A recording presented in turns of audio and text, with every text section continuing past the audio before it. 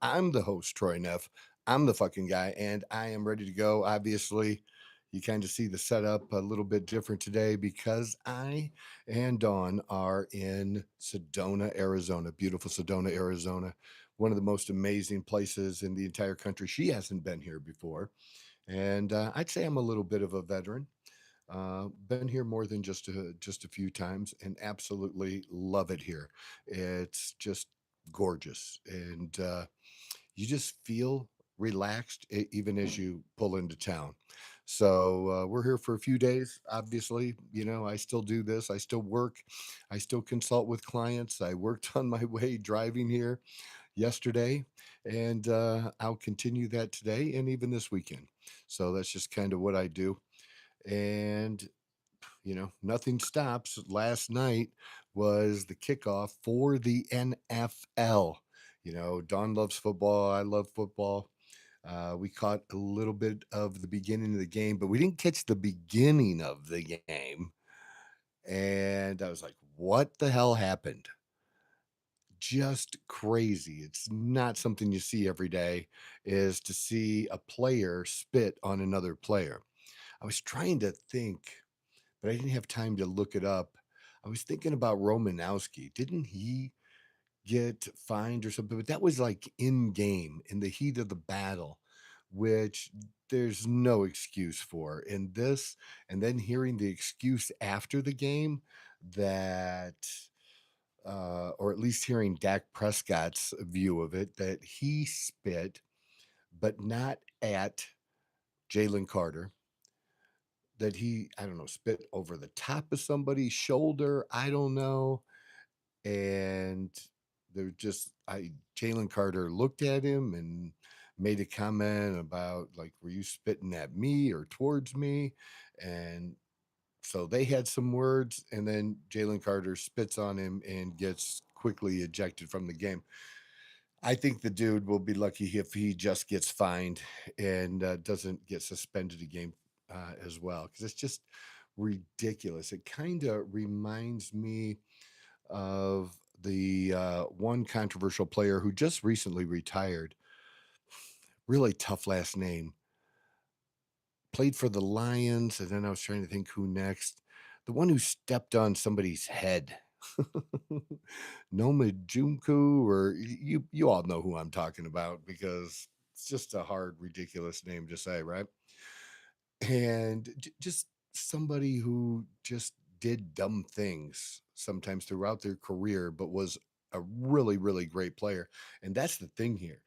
Jalen Carter is a great defensive tackle. I mean, he's just in his third year, I believe, and already, one of the top three or four defensive tackles in the NFL.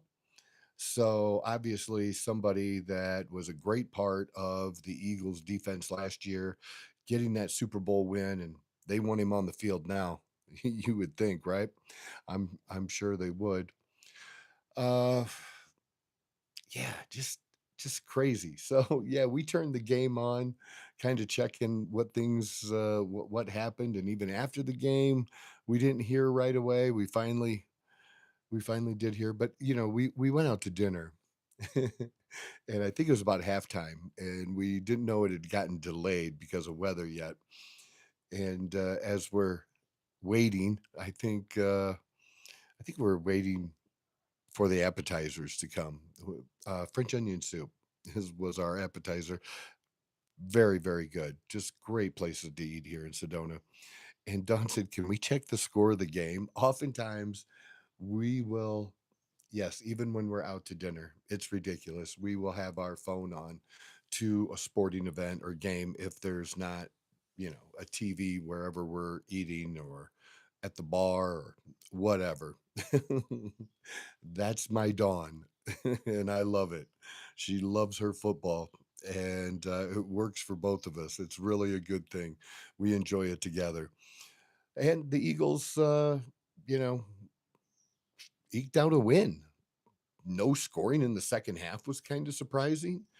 Um, the fact that I think, I think Hurt had a couple more rushing yards than even Barkley. Barkley caught some great passes though too, even though he didn't rush for over 100 yards. But the defending champs look like the defending champs, and the Cowboys look like the same Cowboys. Not terrible. They'll beat some teams. I know it's just one game, but they still look like they're just not good enough yet. So let me move the table here. There we go. Just not good enough yet. And I, who knows? We'll see what the rest of the weekend brings with the NFL. I'm certainly excited for it and kind of anxious to see how Aaron Rodgers does with my Pittsburgh Steelers.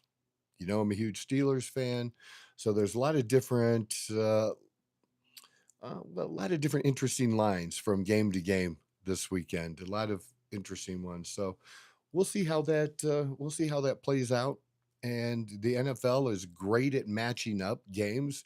I mean, for them to work it out for the Steelers to play the New York Jets on the first game of the season, they're pretty good at what they do, making some matchups. I will say that, because what most people don't realize is when they put together their schedule, most of that schedule is pretty, maybe the timing or when you play somebody when, um, that's not always set, but who you play every year is pretty set because you play everybody in your division twice, and then it rotates that you play rotate AFC divisions, and this year Pittsburgh is going to be playing the AFC East, so they'll play every team in the AFC East. I don't know what that's going to be in the NFC, what that is this year. I didn't look, but that whatever division it is, they will play every team in that division. And then I think it kind of goes across based on how you finished in your division. So you'll play somebody in another AFC division. I think we play the Los Angeles Chargers. I'm looking forward to trying to maybe go to that game in mid-November. Not much. It's a 6-hour drive. It's all good. And but I think it goes by, like, third place team plays third place team, or second place team plays the second place team from the previous year. Basically, they're not just randomly picking out games or making somebody's schedule harder than someone else's. I mean, it's done pretty fairly, pretty concisely, where that's all pretty much figured out. So there's not a lot of leeway. So, but again, what they could do was, since we were playing the NFC East or the AFC East, you got to play the Jets sometime. Might as well make it the first game. So kind of cool. So maybe that's some other information you didn't know about how they do their schedules. One last quick thing in the sports world, our Mercury Rami, thanks for joining us, man. Appreciate you, man. Hey, yeah, I can see that. That's one of the cool things when I do record like this. I can see when people join, and I'll throw a shout out when I can. So appreciate that. The Mercury, the Phoenix Mercury, Tyson. Hey, welcome aboard, Tyson. So my Phoenix Mercury, this is my first year as a season ticket holder, and even though it was Caitlin Clark that brought me to the WNBA last year. Um, I do root for obviously in the Indiana Fever, but kind of like, my NBA team has always been, since a little kid, since fifth grade, has always been the Los Angeles Lakers. But I was a huge, huge Jordan fan and rooted for them. And that's kind of what my situation is now with the WNBA, rooting for Caitlin Clark, rooting for the Fever, but my team is the Phoenix Mercury. I've gone with the whole team, the home team, and really surprised, honestly. Didn't expect them to be this good this year. Nobody did. And they're right there. Not only did they clinch a playoff spot as we get to the close of the season, last home game is this next Thursday, and then I believe their final game is Saturday. It's an away game. Iowa, same high school as Caitlin. That's pretty cool. And I'm here talking about it. And you went to school with her. That's awesome, man. To be able to say that you got to see her back then, that's really interesting, man. Love that. I appreciate that information, Tyson. So yeah, I'm rooting for my Phoenix. It is kind of funny. I am rooting for my Phoenix Mercury, and that they rebuilt the entire team almost from scratch this year. A great job done by the general manager of the Phoenix Mercury to have a team that has a roster that's this fucking deep. They are just really maybe the deepest roster in the WNBA. And we might have the MVP and Alyssa Thomas on the team. It certainly seems to be trending that way, and everybody's rooting for her to get it. And, people, Phoenix fans and management making the case for her to be the MVP based on what she's done this year. And she's done some things that are firsts or, broke some WNBA records. And I think that goes a long way. And she's carried the team. She obviously um, the most valuable player on the Phoenix Mercury. So I think for you to be the most valuable player in the league, you first need to be the most valuable player to your team, and she definitely fits that bill. So not only did we lock in a playoff spot, but I did see yesterday that we also locked in. So we're going to be in the top four, finish in the top four teams.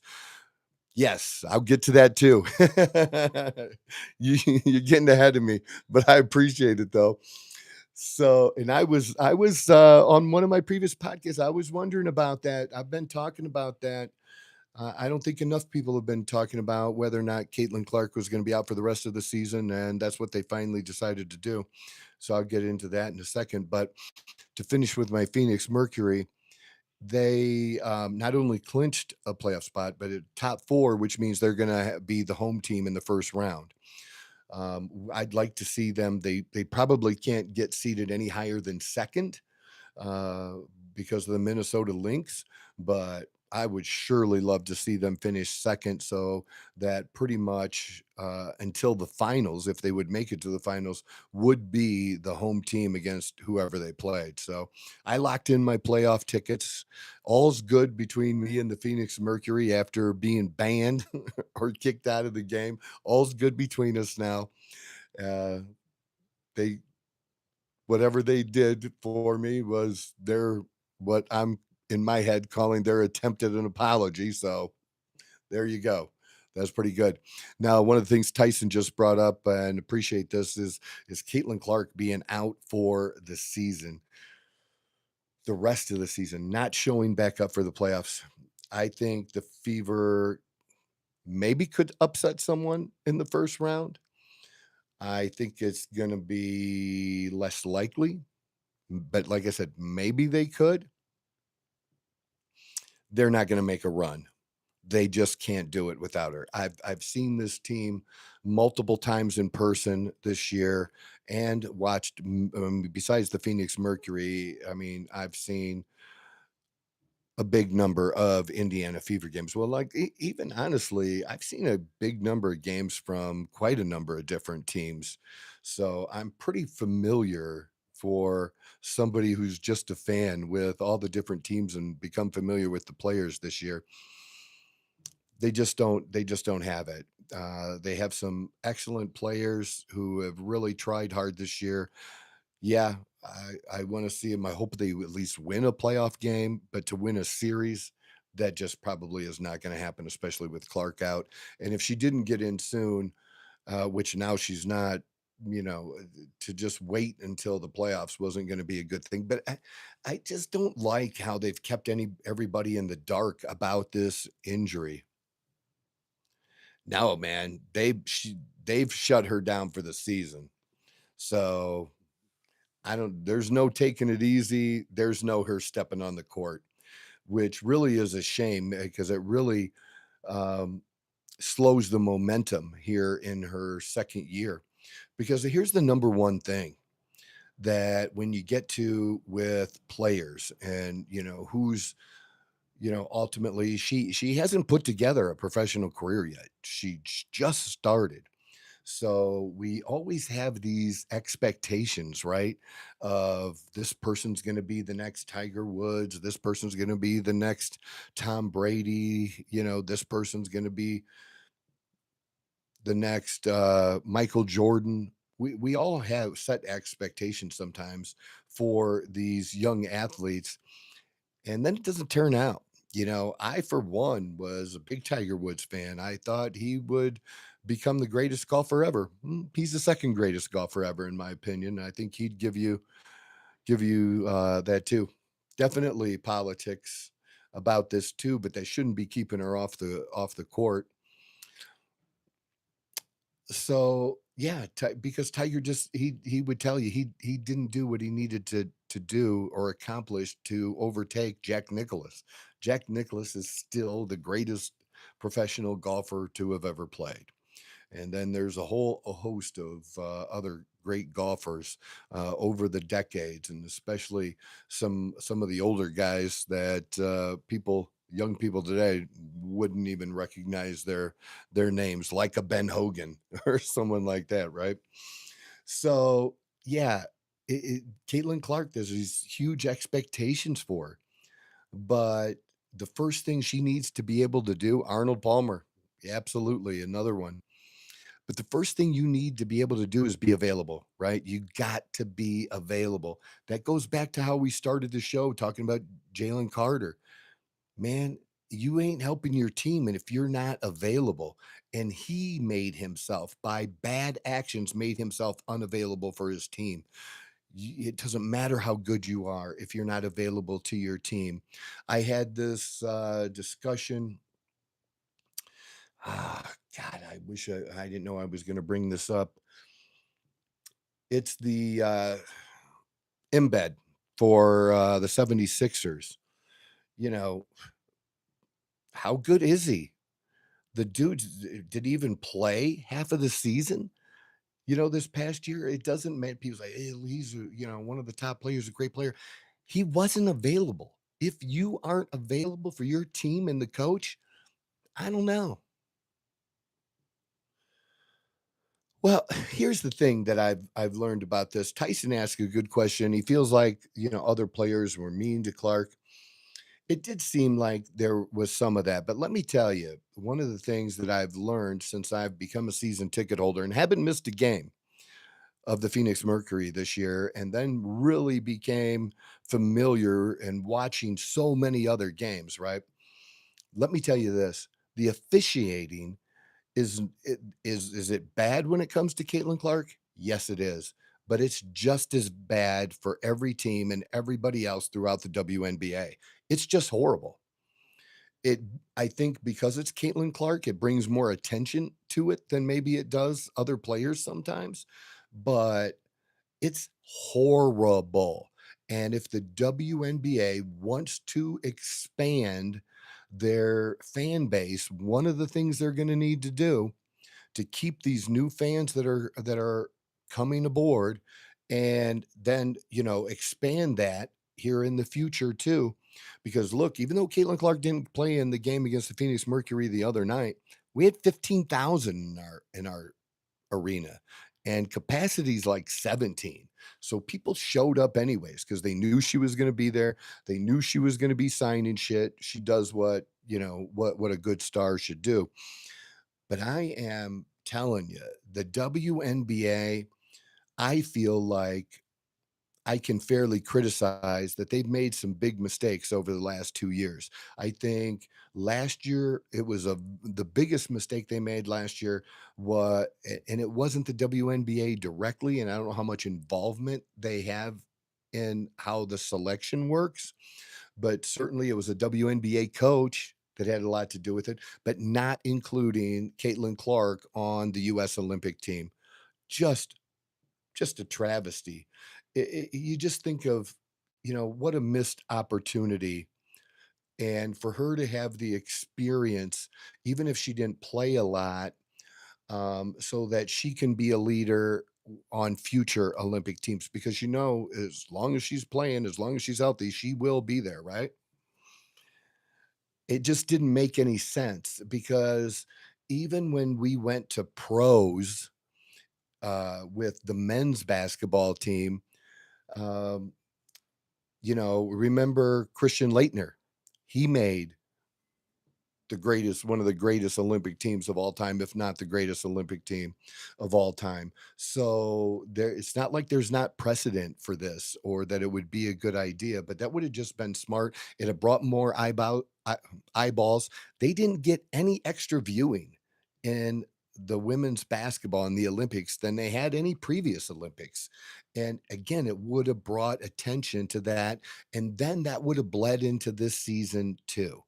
It just was smart on marketing, and not just marketing, she deserved it. You can't say she didn't deserve to be one of those players, even if it was the very last slot, okay? Actually, she really did. It would have been really smart. So I think that's the biggest mistake they made last year. And then, this year, it just continues on with the terrible officiating. And then for the ladies themselves, look, I'm just going to be blunt and honest. People make some fair criticism about the WNBA, the jokes. You can get hurt anytime, man. All the stars play. You want to play for your country. She'd have wanted to play for her country. So I don't know if that had been a good one, but look, you want to do that. And I saw a story yesterday where Greg Louganis, the great Olympic diver, is moving and he sold his medals for like 400 grand or something like that.